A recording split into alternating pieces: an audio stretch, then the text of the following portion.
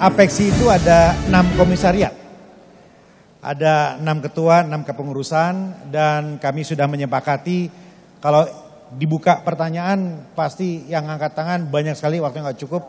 Izin untuk memberi kesempatan kepada 2 perwakilan komisariat, ya Pak Dhani, kita undang 2. Yang pertama dari komisariat 2, yaitu Wali Kota. Ini yang paling ceria, yang paling suka bernyanyi. Wali Kota Lubuk Linggau, kami persilakan. Ya.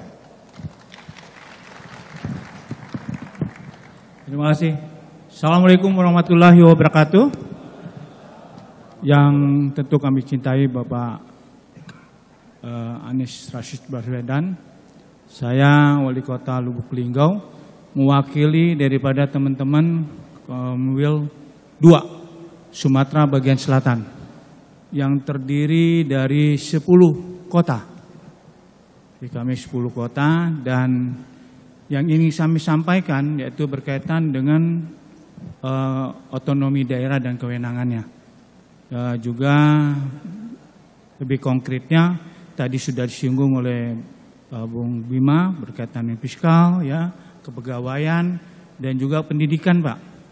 Yang kita ketahui bahwa kewenangan pendidikan sekolah menengah atas ini sudah diambil alih sama provinsi. Nah, kemudian zonasi, dan selanjutnya juga yang berkaitan dengan tuntutan sebagai besar daerah yang ingin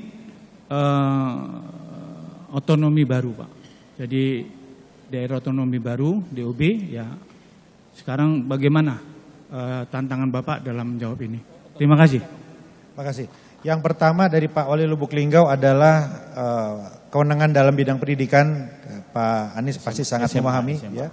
Khusus soal, ya, karena kami ini harus menerima kenyataan tidak bisa masuk ke wilayah SMA. Gitu. Masalahnya SMA, ya, keluhannya sama wali kota, Pak. Ya. Ya, bukan sama gubernur. Yang kedua, pembentukan daerah baru, Pak Anies. Ya, banyak keinginan untuk membentuk wilayah-wilayah baru, tapi kan ada moratorium. Jadi apakah kalau ada takdirnya Pak Anies memimpin, apakah akan membuka moratorium itu atau bagaimana? Ya, terima kasih, Pak. Ya. Terima kasih. Terima kasih. Assalamualaikum. Terima kasih. Untuk berikutnya dari Komisariat 4, kami persilakan Wali Kota Mojokerto.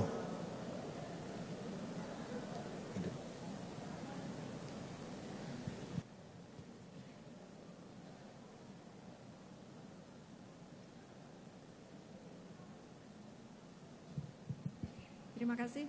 Assalamualaikum warahmatullahi wabarakatuh.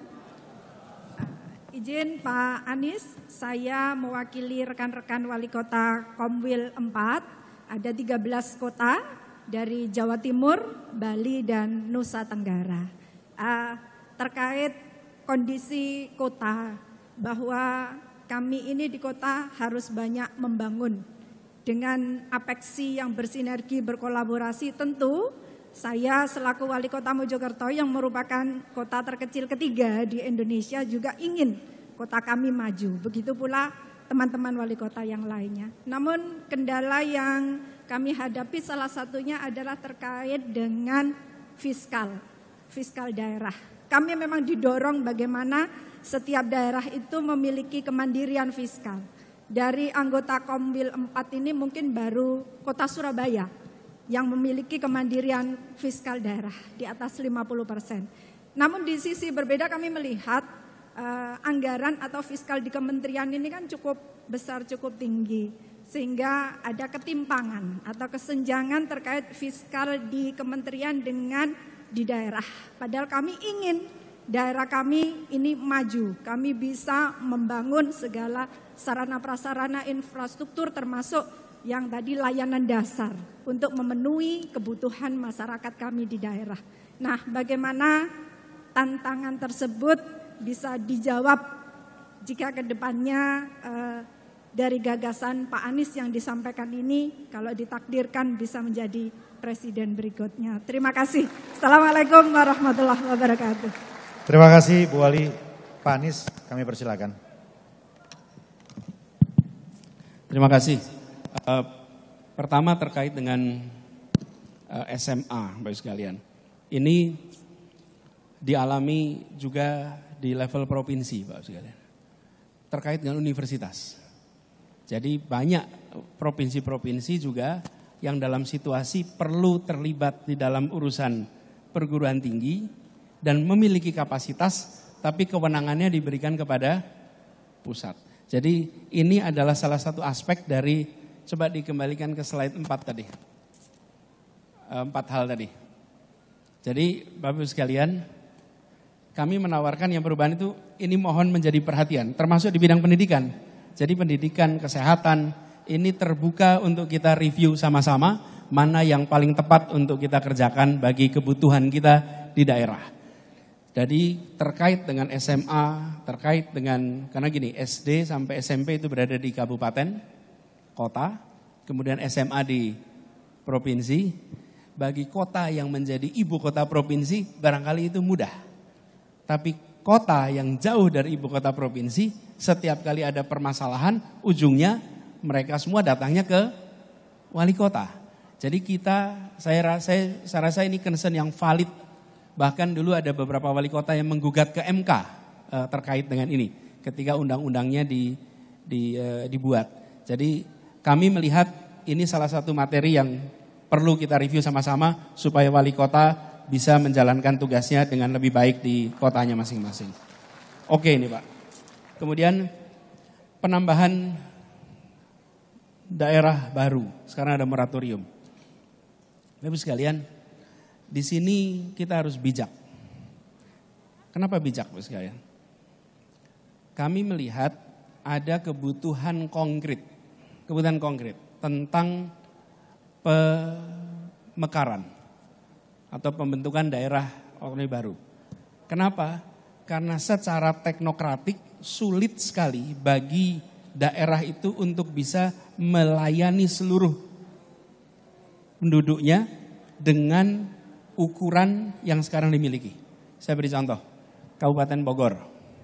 Kabupaten Bogor itu penduduknya 5 jutaan, betul ya Pak Bima, 5 jutaan? Kemudian wilayahnya sangat luas, itu setara dengan Sumatera Barat, dikelola oleh 1 bupati. Ini secara teknokratik memang sulit untuk bisa dikendalikan dalam 1 kabupaten.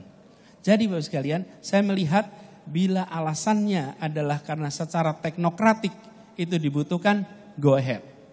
Yang jangan adalah bila politik lokal yang dominan. Grup ini merasa tidak bisa, lalu dia harus membuat wilayah baru. Nah ini yang harus dikelola nih. Kalau alasannya lebih banyak alasan politik Bapak sekalian, nanti gak akan pernah selesai. Nanti wilayah kita akan dibagi-bagi terus, gak akan ada habisnya. Tapi kalau alasannya teknokratik, karena kebutuhan untuk melayani masyarakat, maka ini harus bisa dilaksanakan. Jadi kata kuncinya apa? Teknokratik. Teknokratik, teknokratik, teknokratik. Dan kalau alasan teknokratik bisa disampaikan dan dipertanggungjawabkan.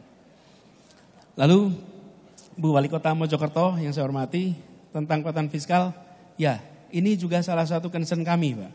Dari awal tadi saya sampaikan, kemandirian kota itu sangat rendah. Kota harus bisa memiliki porsi fiskal yang lebih besar sehingga bisa melayani kebutuhan itu. Nah uniknya Bapak Ibu, di pemerintah pusat sampai dengan hari ini belum ada badan yang mengurusin perkotaan. Pedesaan sudah, perkotaan tidak. Bahkan kementerian ngurusin perkotaan pun tidak ada.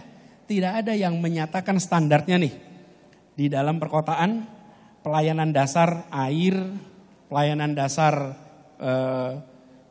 kebutuhan rumah tangga seperti pasokan gas, kemudian untuk pembuangan sampah, lalu untuk pendidikan, lalu untuk kesehatan, tidak diperhatikan sebagai sebuah klaster khusus kawasan perkotaan. Sehingga kementerian-kementerian itu program-programnya tidak terkoordinir untuk perkotaan. Tapi kalau pedesaan ada kementeriannya yang mengurus pedesaan. Sudah saatnya kami merasa perlu ada apapun namanya badan yang mengurusin perkotaan sehingga kota-kota ini ada advokatnya di tingkat nasional.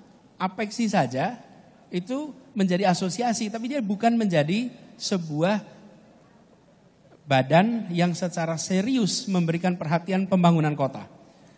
Bahkan kalau kita bicara tentang tata kota, ada ketimpangan yang serius tentang kualitas perencanaan tata ruang kita.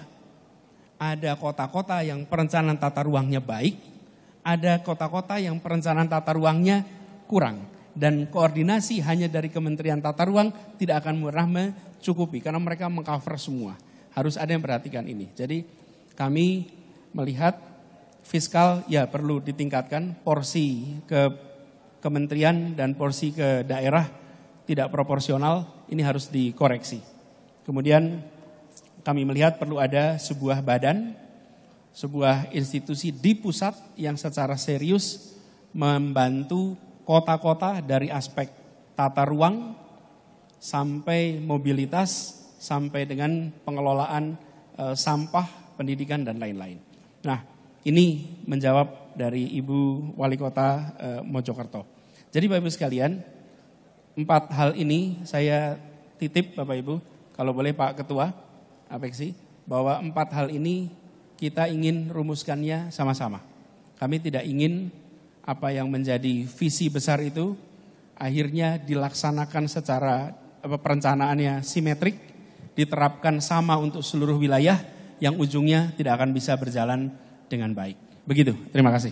Terima kasih. Pak Anies, izin satu hal lagi kalau diizinkan boleh.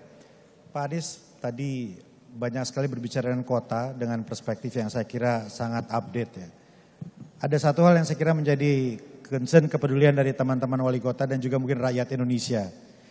Bagaimana Mas Anies memandang perencanaan dan pembangunan IKN Ibu Kota Negara Nusantara? Terima kasih.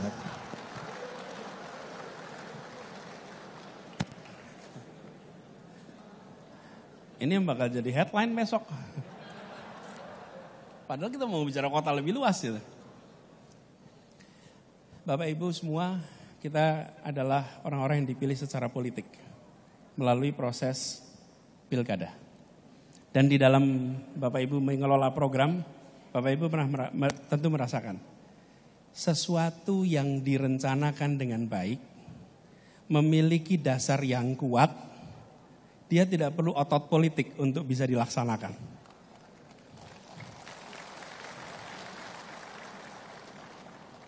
Sesuatu yang punya dasar kuat dan baik dirasakan masyarakat dengan sendirinya akan menggelinding.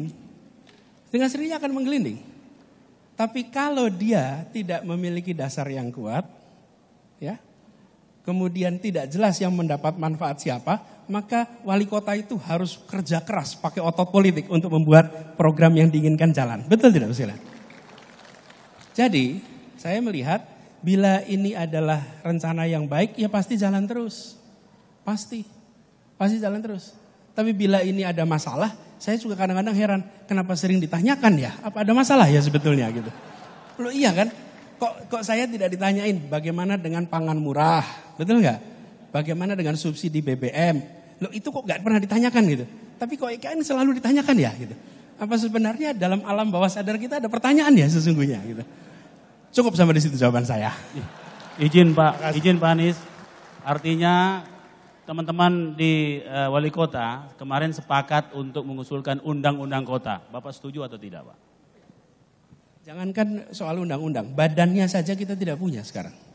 Ya, jadi kami melihat Indonesia sudah bergerak dari negara agraris maritim yang kawasan terbesarnya adalah rural menjadi sebuah negara dengan kawasan urban yang lebih banyak.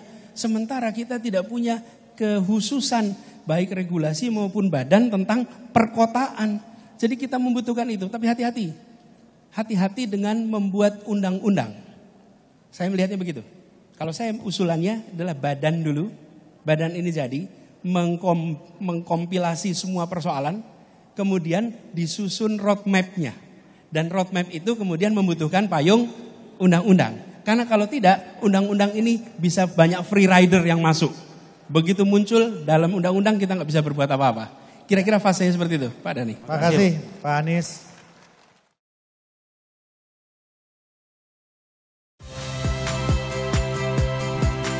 Saya Tifa Solesa. Saksikan program-program Kompas TV melalui siaran digital, pay TV, dan media streaming lainnya. Kompas TV, independen, terpercaya.